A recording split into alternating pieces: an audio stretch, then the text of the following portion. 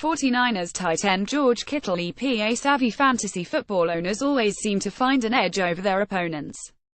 Whether it's in-depth research, a sophisticated knowledge of the game, or the ability to exploit loopholes in the rule for their advantage, they always seem to be atop the standings. Some simply are able to dedicate more of their time and attention to the game, while casual fans find themselves scavenging for the scraps of a consolation game.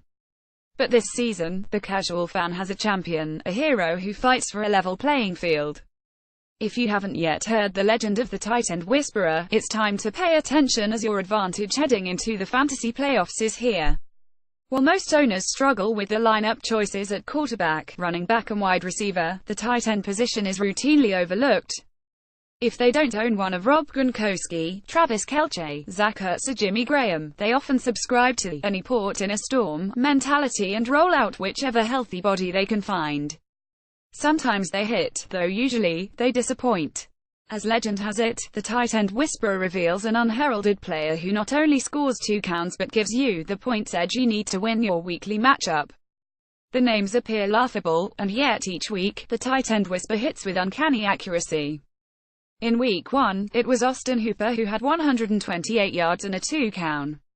In Week 2, the name Eric Ebron was whispered and met with severe doubt until he posted 42 yards and a touchdown. Each and every week, the whisperer gave us names like Marcedes Lewis, Tyler Croft and David Njoku, and every Tuesday morning, you heard the cries of fantasy owners everywhere as they celebrated both his picks and their victories. The doubt diminished and the legend grew.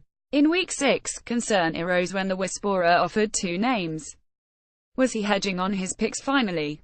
He offered Martellus Bennett, but also whispered the name Jack Doyle due to the high ownership percentages of Green Bay's tight end. If you're now wondering whether Week 6 was when Aaron Rodgers broke his collarbone, it was, and while Bennett failed to produce with Brett Hundley under center, Doyle found the end zone for the first time this season.